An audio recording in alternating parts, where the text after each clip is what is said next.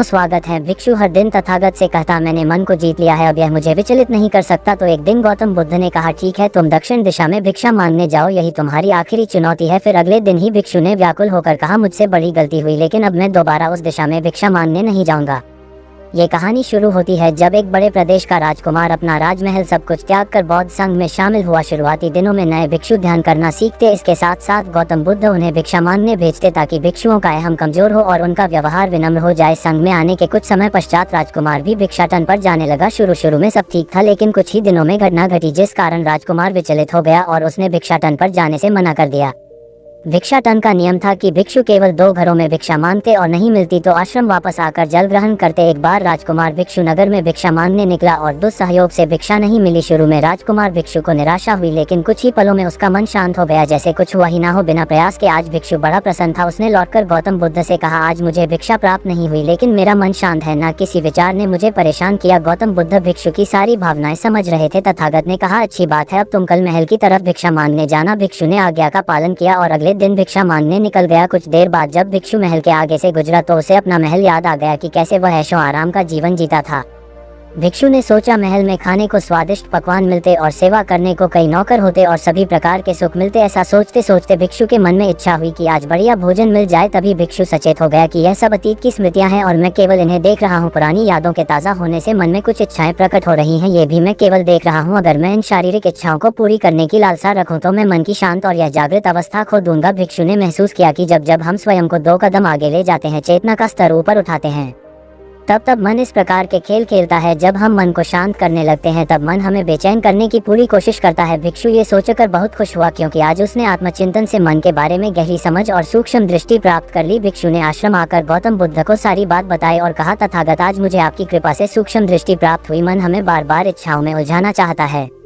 महल को देखकर मुझे भी पुराने सुखों का स्मरण हो आया, लेकिन आज भी विचार मुझे छू नहीं पाए। गौतम बुद्ध ने कहा अच्छी बात है, कल नगर की दक्षिण दिशा में जाना, वहाँ एक हवेली है, वहाँ मन और विचारों पर उपदेश देकर आना। भिक्षु बहुत खुश हुआ। आज वो जल्दी चल रहा था क्योंकि वो उपदेश देने जा रहा था। पर दोस्तों इस बार की यात्रा भिक्षु पर भारी पड़ने वाली थी। कुछ ही देर में भिक्षु हवेली पहुंचा और भिक्षा के लिए आवाज लगाए। आवाज सुनकर एक सुंदर युवती बाहर आई। भिक्षु ने सोचा कि इस युवती की सुंदरता को देखकर मेरे मन में कोई विचार नहीं आना चाहिए, क्योंकि मेरा यहाँ आने का प्रयोजन तो इसको उपदेश देना है। युवती ने भिक्षु को प्रणाम किया और कहा आइए पहले भोजन ग्रहण कीजिए। भिक्षु ने भोजन किया, फिर सोचा कि उपदेश देने से पहले थोड़ा आराम कर लेता तो अच्छा होता। भिक्षु ये सब सोच ही रहा था। इसी बीच युवती ने कहा श्रीमान आपने अभी अन्न ग्रहण किया है, अब थोड़ा आराम कर लीजिए, फिर उपदेश शुरू करना। ये सुनते ही भिक्षु सतर्क हो गया। जो योजना वह मन में बना रहा था, यह महिला वह सब बिन बताए करती जा रही थी। भिक्षु ने सोचा ये सब संयोग है, यहाँ लोग भोजन के बाद आराम करते होंगे। फिर भिक्षु आराम करने लेट गया और विचार करने लगा कि महिला कितनी समझदार है और इसकी सुंदरता बेजोड़ है। अगर मैं राजकुमार होता तो ऐसी ही स्त्री के साथ विवाह करता। भिक्षु के मन में ऐसे ही कुछ विचार चल रहे थे। इतने में युवती फिर से आई और बोली अगर आप राजकुमार होते तो मुझे उपदेश कैसे रहते। भिक्षु जी आप तो मुझे उपदेश देने आए थे ना। युवती का इतना कहते ही भिक्षु को स्पष्ट हो गया कि युवती तो मन पढ़ सकती है। भिक्षु घबरा गया और हाथ जोड़कर पूछा क्या आप मेरा मन पढ़ सकती हैं। इसलिए बड़ी आसानी से मुझे दूसरों के विचार अपने आप महसूस हो जाते हैं, उनकी भावनाएं समझ आ जाती हैं। जब भिक्षु ने सुना तो उसके पैरों तले जमीन सरक गई। फिर बिना कुछ बोले भिक्षु तत्काल आश्रम की ओर चल पड़ा। रास्ते में चलते हुए भिक्षु का दिमाग फटा जा रहा था, उसकी बेचैनी बढ़ गई थी। भिक्षु खुद को कोसने लगा कि मेरे मन में युवती के लिए ऐसे विचार क्यों आ रहे थे, उसने मेरे बारे में क्या सोचा होगा। अगर यह बात लोगों को पता चलेगी तो लोग भिक्षुओं और संघ के बारे में क्या सोचेंगे। आज भिक्षु बहुत लज्जत महसूस कर रहा था और वह थोड़ी ही देर में आश्रम पहुंच गया। जब भिक्षु गौतम बुद्ध के सामने पहुंचा तो तथागत ने देखा कि उसके चेहरे की रौनक जा चुकी है, दोनों कंधे झुके हुए थे। भिक्षु ने बुद्ध से कहा अब मैं कभी भिक्षा के लिए नहीं जाऊंगा। तथागत ने कहा पहले आराम से बैठो, फिर मुझे बताओ कि तुम्हारी चाल में इतनी थकान क्यों है, आज तुम्हारे चेहरे पर तेज की जगह गलानी की भावना क्यों है। भिक्षु ने सारी बात बताई और कहा मैं सब कुछ जानते हुए भी महिला की सुंदरता के बारे में और अन्य चीजों के बारे में सोच रहा था। मैं मन से पूरी तरह हार गया, अब मैं कभी उस दिशा में नहीं जा पाऊंगा। मैंने बौद्ध संघ का भारी अपमान किया है।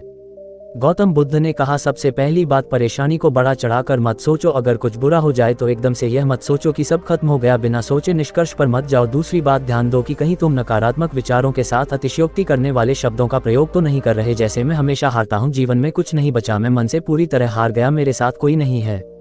क्योंकि ऐसा करने से मन अति भावुक और विचलित हो जाता है और नकारात्मक विचारों के चक्र में फंसा रहता है। तथागत के शब्दों से राजकुमार भिक्षु के मन को सांत्वना मिली। भिक्षु ने पूछा, अगर मैंने अपने मन को जीत लिया था तो फिर मन ने मुझे परेशान क्यों किया? गौतम बुद्ध ने कहा, सबसे पहले ये समझो कि विचार पैदा कैसे होते हैं। पहले बाहर कुछ हुआ, फिर उस घटना के प्रति अंतर्मन ने प्रतिक्रिया की, इस कारण शरीर में भावना या सनसनी पैदा हुई, फिर इस सेंसेशन या फीलिंग के प्रति तुम्हारे सचेत मन ने यानी कॉन्शियस माइंड ने प्रतिक्रिया की। इस आखिरी स्टेप को हम विचार कहते हैं।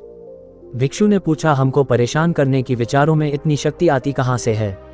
गौतम बुद्ध कहते हैं कि हम खुद विचारों को ये शक्ति प्रदान करते हैं। जब आप जजमेंट और सही गलत के टैग लगाकर विचारों को देखते हो तो उनके प्रति रिएक्ट करने लगते हो। एक विचार के साथ अन्य विचार भी सोचने लगते हो। जब तक आप खुद को जज करोगे तब तक मन आपको नीचा दिखाकर हावी होता रहेगा। भिक्षु ने पूछा, फिर मन शांत कैसे होगा? गौतम बुद्ध ने कहा, अगर विचार है तो शरीर में भावना भी महसूस हो रही है, क्योंकि हर विचार भावना के साथ प्रकट होता है। अगर आप अश्लील विचार महसूस कर रहे हो तो इसका मतलब है कि शरीर में एक भावना यानी सेंसेशंस भी महसूस हो रहे हैं और फिर आप उसके बारे में सोच रहे हो या रिएक्ट कर रहे हो, और इसी बात में मन को शांत करने का तरीका छपा है। हर विचार को देखना कठिन है क्योंकि विचारों का वेग तेज है, लेकिन शरीर में महसूस हो रही भावना यानी सेंसेशंस को देखना आसान है क्योंकि ये देर तक बनी रहती हैं। अगर इन्हें बिना जजमेंट के सही गलत का मतलब लगाए सिर्फ देखा जाए तो ये गायब भी हो जाती हैं। तब मन के पीछे जो शांति है वो प्रकट होती है और उस शांति में एहसास होता है कि मन हमारा कुछ नहीं बिगाड़ सकता। हमारा अंतर्मन कैसे ठीक होता है? नॉन जजमेंट से। अगर हम किसी भी इंसान या घटना या फिर अपने मन को बिना जजमेंट के देखते हैं तो मन के साथ साथ अंतर्मन अपने आप स्वस्थ और शांत होने लगता है। अगर तुमने मात्र ये देखा होता कि इस औरत के प्रति विचार केवल मेरे अंतर्मन के रिएक्शन के कारण है और यह मैं केवल देख रहा हूँ, मन में बहुत कुछ चल रहा है लेकिन मैं सांस के प्रति सचेत हूँ, मैं शरीर में होने वाली प्रतिक्रिया को देख रहा हूँ, तब भी तुम सचेत होकर दृष्टा भाव में लौट आते। मन के पीछे जो शांति है वह हमारी सबसे बड़ी ताकत है। हम बड़ी आसानी से विचारों को शांत कर सकते हैं और एक दिन ये जान सकते हैं कि किसी भी प्रकार का विचार चिंता असल में इस शांति को पार नहीं कर सकता। हम हमेशा विचारों से अछूते हैं। गौतम बुद्ध कहते हैं, तुम याद रखो, विचार तुमसे हैं, तुम विचारों से नहीं। तुम हमेशा ही अपने विचारों से शक्तिशाली हो, अपने डरों और चिंताओं से शक्तिशाली हो।